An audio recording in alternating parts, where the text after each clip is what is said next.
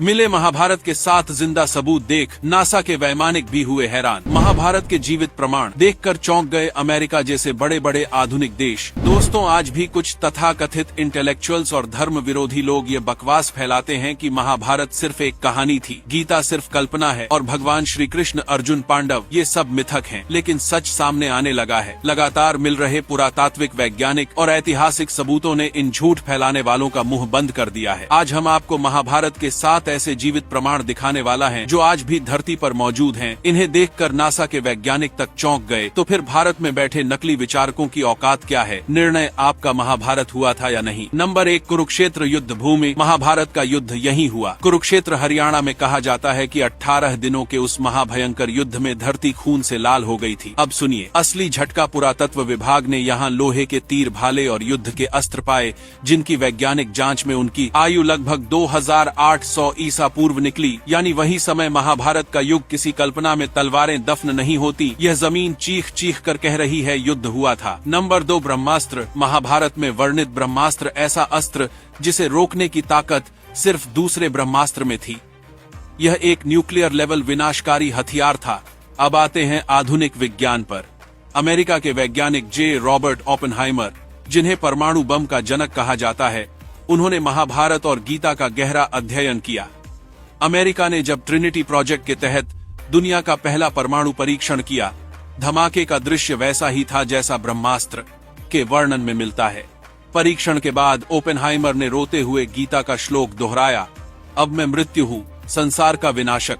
सोचिए, जिसने atomic bomb बनाया वो मान गया कि महाभारत में न्यूक्लियर वॉर हुआ था। वैज्ञानिक झुक गए। नंबर 3, अंग देश, इंद्रप्रस्थ और द्वारका। कर्ण, दानवीर कर्ण को मिला था अंग देश। आज वो स्थान उत्तर प्रदेश में गोंडा जिला है। जो आज दिल्ली है, महाभारत में वही इंद्रप्रस्थ था। यानी यह कोई कहानी नहीं, यह जीवित भूगोल है जो आज भी भारत के नक्शे पर मौजूद है। क्या किसी काल्पनिक कहानी के लोकेशन हजारों साल टिके रहते हैं? नहीं। नंबर 4, चक्रव्यूह पत्थर। हिमाचल के हमीरपुर जिले में राहनौन गांव मान्यता है कि अज्ञातवास के दौरान पांडव यहीं रहे। वहीं अर्जुन ने अभिमन्यु को चक्रव्यूह का ज्ञान दिया और उसे पत्थर पर उकेरा वो निशान आज भी मौजूद है। चक्रव्यूह में अंदर जाने का रास्ता साफ दिखता है, लेकिन बाहर निकलने का नहीं। नंबर 5, लाक्षागृह।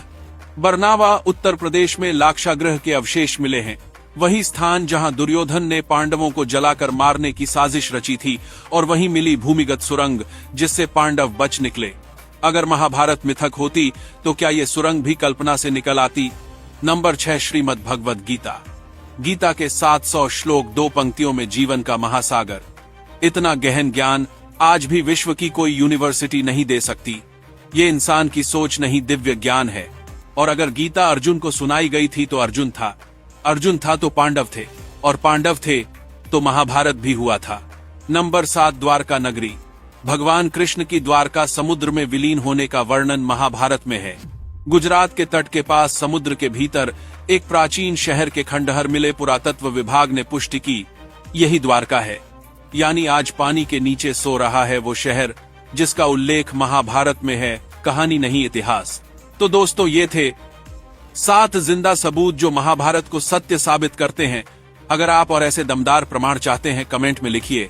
और चाहिए वीडियो पसंद आया हो तो भारत की इस महान धरोहर का ज्ञान हर भारतीय तक पहुंचाए। जय हिंद।